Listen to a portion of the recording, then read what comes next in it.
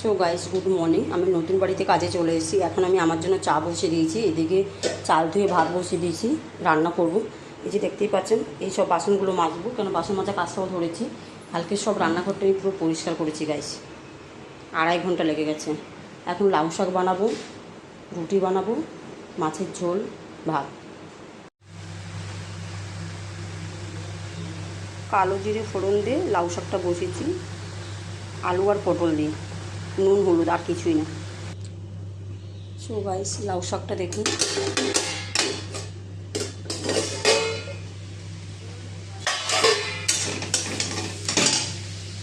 লাউ শাকটা হয়ে গেছে।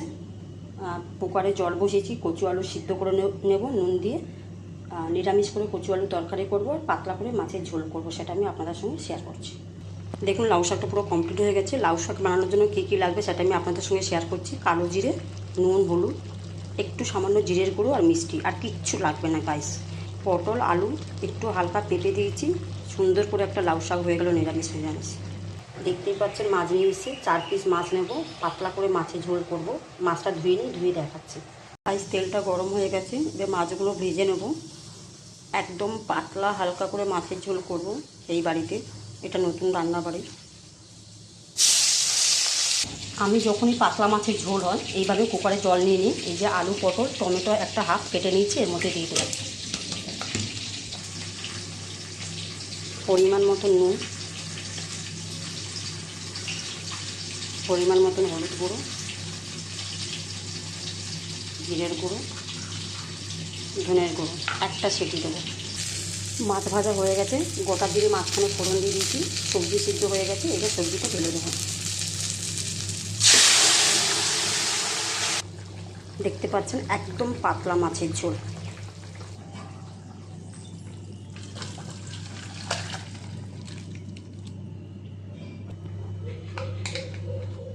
কচু আলু তরকারি বানাবো। ফার্স্টে 5 ফোড়ন দিয়ে দিলাম, রসুন, একদম হালকা মশলা দিয়ে করবো, একটুখানি পেঁয়াজ আর টমেটো। টমেটোটা বসানো হয়ে গেছে, পরিমাণ মতো নুন দেবো, কেন কি সিদ্ধ করার সময় নুন দিয়েছিলাম। হলুদ গুঁড়ো আর ধনে পাউডার।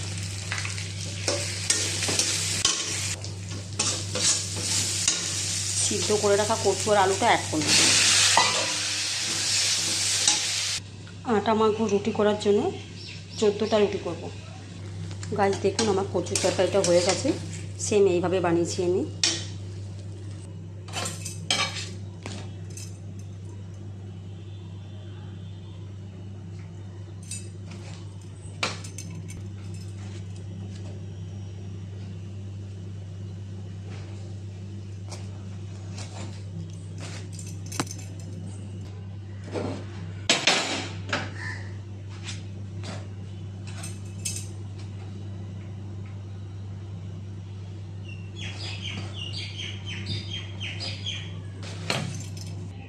এইটা আজকে জলখাবার, 2টো রুটি আর কচু তরকারি কমপ্লিট হয়ে গেছে। এখন আমি সানগ্লাসটা পরলাম, প্রচণ্ড রোদ। তো এখন আমি বাড়ি যাচ্ছি, বাড়ি থেকে কী কী রান্না করবো সেটা আমি আপনাদের সঙ্গে শেয়ার করবো। তাই এসে জামা কাপড় চেঞ্জ করে নিয়েছি। এখন জামা কাপড় ভিজাবো, বেশ কিছু আছে ভিজাবো, ভিজিয়ে কাচবো, কাচতে মানে ভিজিয়ে রান্না করব। সব একটু একটু করে তুলে ধরবো। গাড়িটাকে চার্জ দিতে, কেন গাড়ি চার্জ নেই, ঠিক আছে। তো গাড়ি চার্জ পাচ্ছি না, কাজ থাকে না, যখন পাই তো একদম প্রচুর পাই। যাই হোক, দেখুন কদিন ধরে বৃষ্টি হচ্ছিলো বলে আমি কাচতে পারিনি, তো আজকের কাচবো। অনেক কাঁচা হয়ে গেছে, এখানে 2খানা বেড কভার আছে, তারপরে অনেক কিছু আছে জামা কাপড়। এই যে সার্ফের জল করে নিয়েছি, কাপড়টা ভিজিয়ে আমি তারপর দেখাচ্ছি কি রান্না করব। দেখতে পাচ্ছেন, কাপড়গুলো ভিজানো হয়ে গেছে। এখানে একটা বড় বেড কভার আছে, ওখানে কাপড় জামা সব আছে। আর যখনই কাপড় জামা ভিজানো হয় গাইস, তখনই আমি একটা করে বা 2টো করে চিরুনি মানে ওদের সাথে ভিজিয়ে আর ব্রাশ দিয়ে ঘষে ধুয়ে নিই, তাহলে চিরুনিটাও পরিষ্কার। মানে বাজার থেকে ঠিক নয়, আমি কাজ থেকে ফেরার পথে একটুখানি চিংড়ি মাছ নিয়ে নিয়েছি। এই যে 200 চিংড়ি মাছ 70 টাকা নিয়েছে। কচু আর পালং শাক দিয়ে রান্না করলে খুব খেতে ভালো হয় গাইস, আমার তো ভীষণ পছন্দ। তো ওটা আমি রান্না করব, রান্না করে আমি ফ্রেন্ডকে দেবো। তো ওটা রান্না করার জন্য আমি সব জোগাড় জান্তি করে নিই, তারপর দেখাচ্ছি। কালকের থেকে চাল ভিজিয়ে রেখেছিলাম, এই যে বন্ধুর বাড়িতে খাওয়া হয়েছিল বলে তাই কালকে থেকে চাল ভিজে রেখেছিলাম। তাই এখন রান্না এই যে চালটা কেমন কেমন গন্ধ করছে, ভালো করে ধুয়ে নেবো, ধুয়ে আমি এখন ভাত বসিয়ে দিচ্ছি।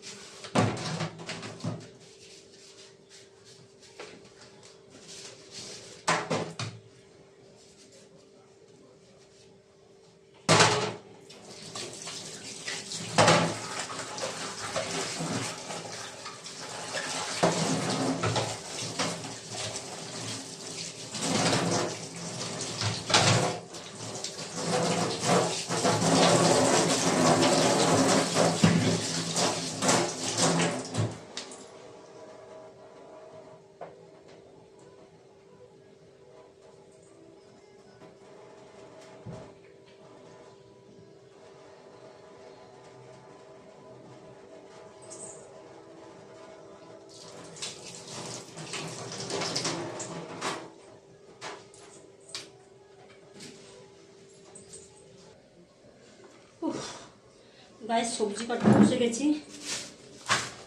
ও বাবা, এই যে কচু, এই যে পালং শাক, কুমড়ো, বেগুন দিয়ে চিংড়ি মাছ দিয়ে বানাবো। তো কেটে কুটে নিই, তারপর তোমাদেরকে দেখো। গাইস কচু আর আলুটা সিদ্ধ করে নিচ্ছি। একটু ফুটে গেলে আমি ভাবছিলাম, ফুটে যাওয়ার আগেই ভাবছিলাম সিটি দেবো, বাট এটা বসিয়ে দিনে গাইস ঝাড়ু দিতে গেছিলাম ঘরে, তো হালকা করে নুন দিয়ে দিলাম। নুন দিয়ে এবারে একটা সিটি দেবো। আলু আর কচু ভালো করে সিদ্ধ করে নেব, গলে যাবে। এদিকে পালং শাক, কুমড়ো আর বেগুন কেটে নিয়েছি, চিংড়ি মাছ দিয়ে ঘন্ট বানাবো। এদিকে আমার ভাতও হচ্ছে।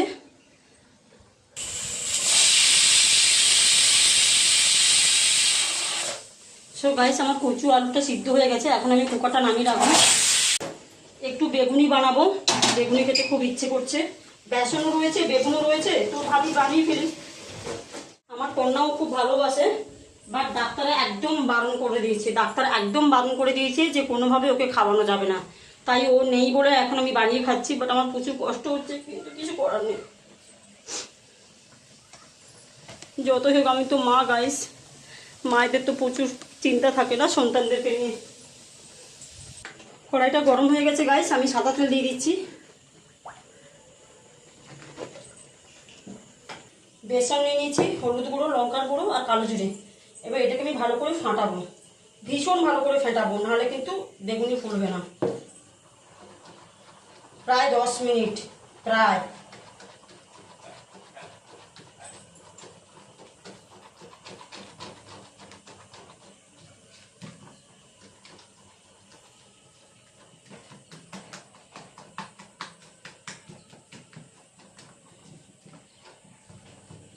খুব খেতে ইচ্ছা করছে গাইস, বাট আমার মেয়ের জন্য ভীষণ কষ্ট হচ্ছে, কেন কি ও খুব ভালোবাসে, প্রচুর খেতে ভালোবাসে, বাট ডাক্তার একদম বারণ করে দিয়েছে। কেন? যেহেতু ওর শরীর খারাপ, বুঝতেই পারছেন, ওর ইউরিক অ্যাসিড হয়েছে, থাইরয়েড হয়েছে, আবার সিস্ট হয়েছে। বাট আমি ঈশ্বরের কাছে একটা কথাই বলবো, ঈশ্বর ওকে কেন এত কষ্ট দিচ্ছ? এই কষ্টটা তুমি আমাকে দিতে পারতে। আমি সহ্য করতে পারছি না আমার মেয়ের কষ্ট দেখে। এইবারে সিস্টির জন্য ব্লাড টেস্ট হয়েছিল, তো ওর শিরা পাওয়া যাচ্ছে না ব্লাড নেওয়ার জন্য। বলছে মা আমার প্রচুর কষ্ট হচ্ছে, মা আমি পারছি না।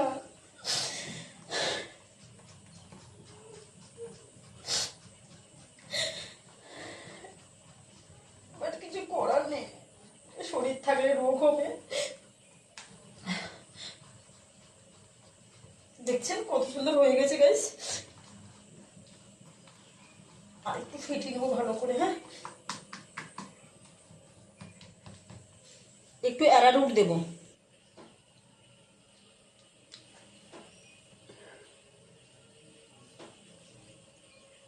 প্রচুর কষ্ট হচ্ছে মেয়ের জন্য আমার, ও খুব খেতে ভালোবাসে। ওকে আমি শুধু একটা কথাই বলেছি গাইস, আমার যত কষ্ট হোক আমি ভিক্ষা করব, তাও আমি তোমাকে মানুষ করবো, মানুষের মতন মানুষ করবো, বাট তুমি শুধু ভালো করে পড়াশোনা করো, আর আমি কিচ্ছু চাই না। যত যাই হোক আমি লড়ে যাব, আমি মা, আমার সন্তান। আমি অনেক গর্ব করি যে আমি একজন মা। দেখুন এটা অ্যারারুট 1 চামচ দিয়ে দেবো, তাহলে খুব কুরকুরে মতন ভাব হবে, খেতে খুব দারুণ লাগে গাইস। কুরকুরে ভাব হলে খুব খেতে ভালো লাগে।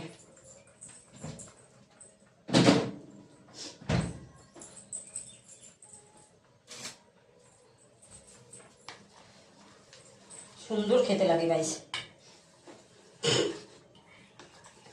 কারা কারা এরকম ধরনের বেগুনি পেঁয়াজি খেতে ভালোবাসেন, বা অনেক ধরনের ভাজা হয়, পটল দিয়ে হয়, মানে অনেক কিছু দিয়ে হয়, তো তারা আমাকে কমেন্ট করবেন, তাহলে আমি বুঝবো যে আমি একা খাই না, সবাই খেতে পছন্দ করে। খাওয়ার দিক দিয়ে আমি সবসময় বলেছি কোনো লজ্জা নেই, তাই না?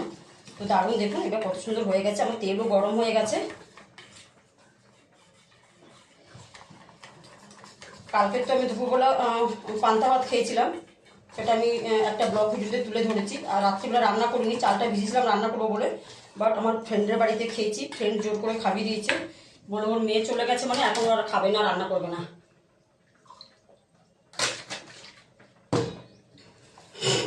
যেই বাড়িতে এখন কাজ ধরেছি উনি বলেছে যা রান্না করবে তুমি খেয়ে যাবে। তো এটা পুরো ফেটানো হয়ে গেছে।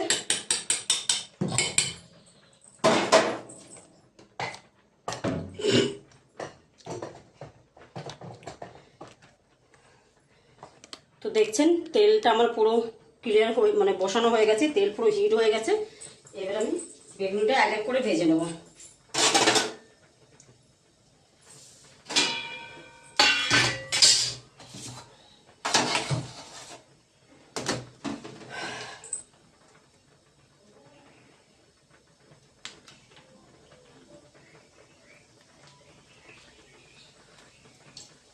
তেলটা একটু গরম কম হয়েছে গাইস, যাই হোক।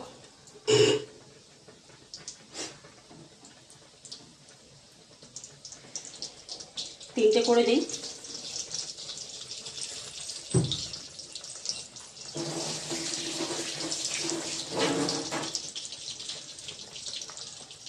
এদিকে ভাতও হয়ে গেছে আমার।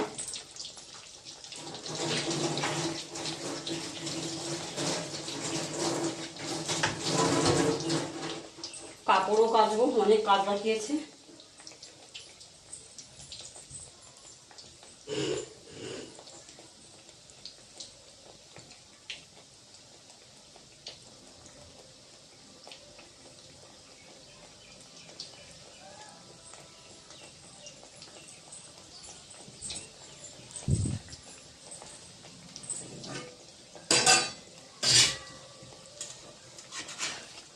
ভীষণ সুন্দর কুরকুরে হয় গাইস।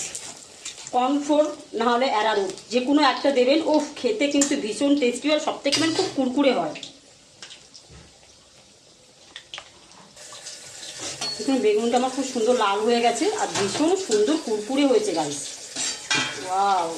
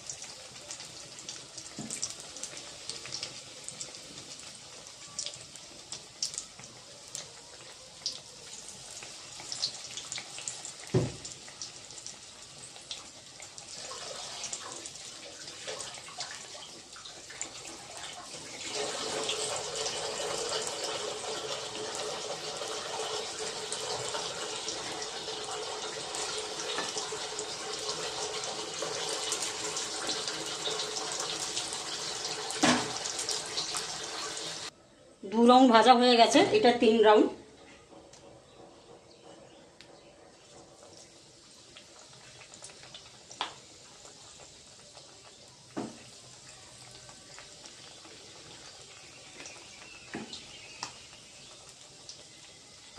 হ্যাঁ, এটা লাস্ট ভাজা। এখানে একটু বেটার বেঁচেছে, এটা আমি রেখে দিচ্ছি। আবার আগামীকাল আমি কুমড়ো ভেজে খাবো।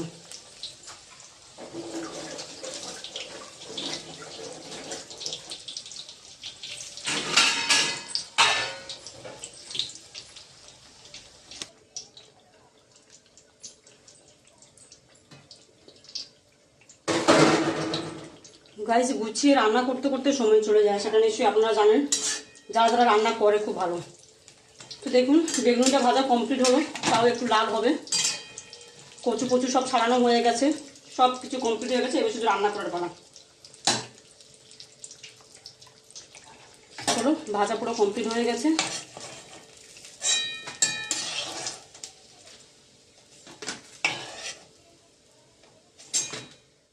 কড়াই বসিয়ে দিলাম রান্নার জন্য। এই কড়াইতে কালকে ডিম ভেজেছিলাম আমি, তো যেহেতু চিংড়ি মাছটা রান্না করছি তার কারণে এই কড়াইতে চলে যাবে। এই যে দেখতে পাচ্ছেন মুচমুচে ভাজা, ও বাবা, দেখেছেন? দেখে নিন, মুচমুচে ভাজা। পরিমাণ মতন তেল দিয়ে দিলাম, 5 ফোড়ন,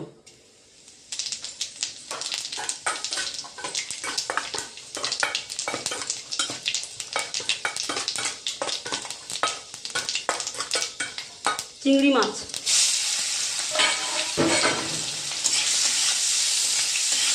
চিংড়ি মাছের প্রচুর দাম, তাই আমি অল্প করে দিয়েছি আর অল্প করে রেখে দিয়েছি আগামীকাল কুমড়ো আলু ঝিঙে বেগুন দিয়ে রান্না করবো বলে।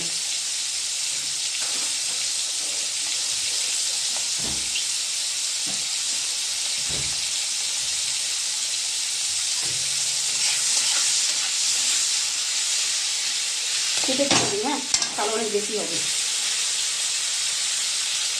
দেখতে পাচ্ছেন চিংড়ি মাছটা ভাজা হয়ে গেছে, একটু হিং ফোড়ন দিলাম।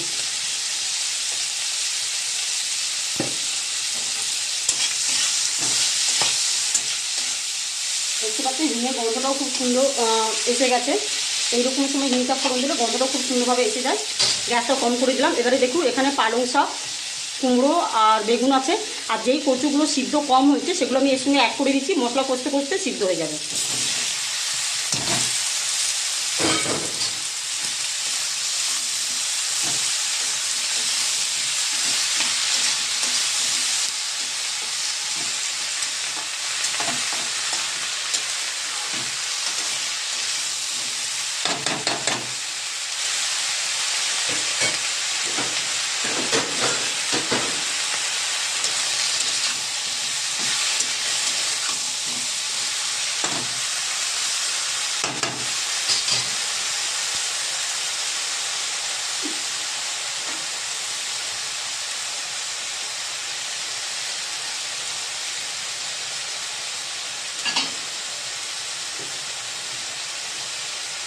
এবার আমি ঢাকা দিয়ে দেবো 10 মিনিট কম আঁচ করে। সো গাইস 10 মিনিট হয়ে গেছে। ও চিংড়ি মাছের গন্ধতে তো মানে সব খাবার মানে খেতে এত টেস্টি হবে। ইয়েস, ওয়াও, 10 মিনিট হয়ে গেল। এইবার কি করব, পরপর মশলাগুলো অ্যাড করি। হলুদ গুঁড়ো,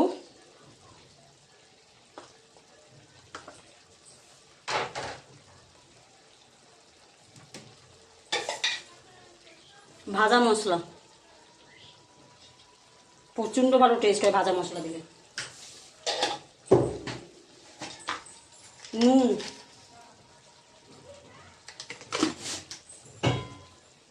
কচু আর আলু সিদ্ধ করে রাখাটা,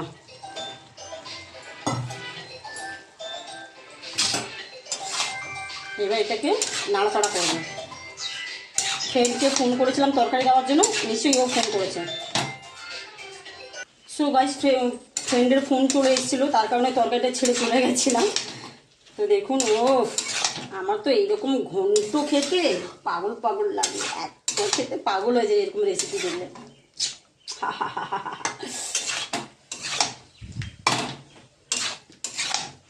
কারা এরকম এরকম ঘন্ট খেতে পছন্দ করে গাইস? কালারটা কিন্তু দারুণ এসছে, কিন্তু আমি যেহেতু জানলা দিকে রান্না করছি, প্রচণ্ডভাবে হাওয়া আর আসছে, লাইট আসছে, তার কারণে কালারটা ফ্যাকাসি লাগছে। আমি আবার 5 মিনিট ঢাকা দিয়ে দিলাম। 5 মিনিট হয়ে গেছে গাইস, আবার চলে এসেছি। ইয়েস, দারুণ দারুণ। আমি এখানে একটু জল অ্যাড করব।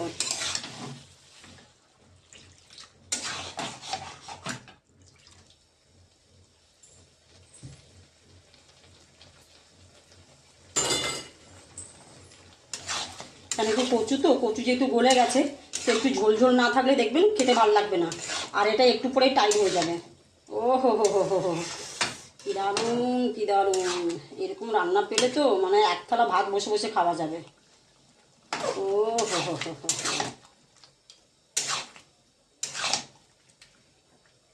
আমার মেয়ে প্রচণ্ড পছন্দ করে, কিন্তু ওর পালং শাক বারণ। কম আঁচ করে দিলাম। আর একটু জল দেবো গাইস, কেন কুমড়োটা এখন সিদ্ধ হতে বাকি আছে। আর কচু যেহেতু কচু দিয়ে যে জিনিস বানাবেন সেই জিনিসে একটু ঝোল ঝোল না থাকলে, কেন কচু গলে গেলে না ঠান্ডা হলে তরকারিটা টাইট হয়ে যাবে। তো দেখুন আবার ঢাকা দিয়ে দিলাম 5 মিনিট। 5 মিনিট হয়ে গেছে গাইস। ইয়েস, চলে এসেছি। ওয়াও, আমি তো এইরকমই রান্না পছন্দ করি, ঝোল ঝোল।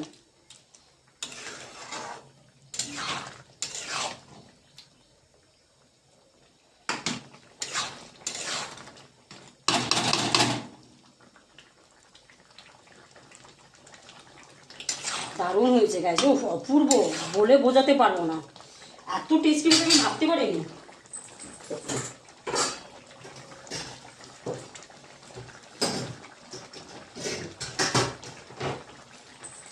গ্যাসটা বন্ধ করে দিলাম। তো দেখতেই পাচ্ছেন তরকারি আমার কমপ্লিট হয়ে গেছে।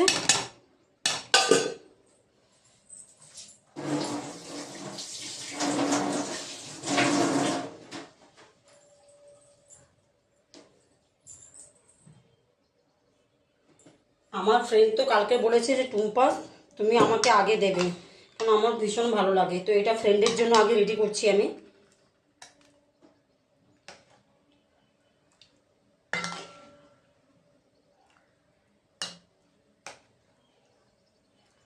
এটা ফ্রেন্ডের জন্য হয়ে গেল।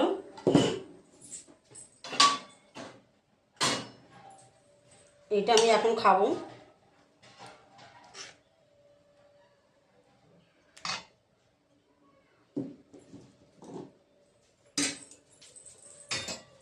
আর এটা আমি রেখে দিচ্ছি।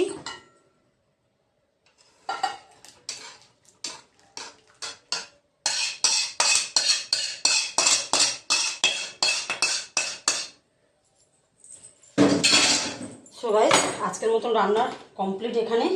তো পরবর্তী রান্না পেতে হলে কী করতে হবে সেটা নিশ্চয়ই জানা আছে। ফ্রেন্ডকে আরেকটু দিই, কেন কম পড়ে যাবে ওদের, অনেকগুলো মানুষ তো, 3 জন তো। তো গাইস, এখানে আজকে টাটা সমাপ্ত। ভালো থাকবেন, সুস্থ থাকবেন। এটা এখন বলে দিলাম ভালো থাকবে, সুস্থ থাকবেন, বাট একটু পরে খেয়ে কাপড় কাচবো, সেটাও দেখাবো, ঠিক আছে? সবাই ঝাঁপিয়ে গেছি, প্রচণ্ড কাজ করেছি, মানে কি বলবো, দেখতেই পাচ্ছেন। ওই যে জানলা জামা কাপড় মেলা আছে।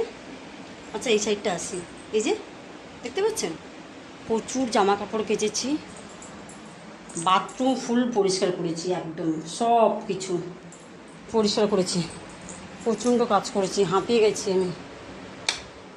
তার মধ্যে দেখো বাসন রাখা হয় না, বাসন রাখতে রাখতে তো বুঝতেই পারছেন ভীষণ নোংরা হয়ে গেছিলো। মানে এটাকেই তো আমি ব্রাশ দিয়ে ঘষে ঘষে পরিষ্কার করেছি। তারপরে দেখুন এখান থেকে জল পড়ে বাসন মাজলে, এটা ওই যে কী মাটি বলে ওইটা দিয়ে আমি এটা পুরো কাজ করেছি। বাড়ি এলো তো দেখেই না, যাই হোক দেখতেই পাচ্ছেন টোটাল কাজ কমপ্লিট করে নিচ্ছি, টোটাল দেখাচ্ছি।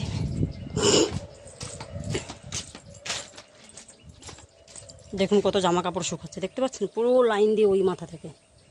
বাইরেটাও একটু দেখিয়ে নিই, হালকা হালকা রোদ আছে। এদিকটা আমার গাড়ি চার্জ হচ্ছে, এই যে এটা হচ্ছে চার্জারের পয়েন্ট, এই যে চার্জ হচ্ছে। এটা রেড থেকে যখন গ্রিন হয়ে যাবে তখন ভাববে ফুল চার্জ কমপ্লিট, এই চার্জ হচ্ছে। তো এখন এই যে আমার হাতে নখগুলো দেখতে পাচ্ছেন, এত কাছাকাছির পরেও আমার নখগুলো কিন্তু ভালো থাকে, কারণ আমি ভীষণ নখে যত্ন করি। কিছুই না গাইস, আমি একটা কথাই বলবো আপনাদেরকে, সবাইকে একই কথা বলবো, রোজ রাত্রে ঘুমানোর সময় রোজ নারকেল তেল লাগাবে নখে, প্লাস নিজের স্কিনে, মানে নিজের ফেস। কি বলবো গাইস, নারকেল তেলে ভীষণ নখ ভালো থাকে, নখ ভাঙে না, স্কিন তো আমার প্রচণ্ড ভালো থাকে।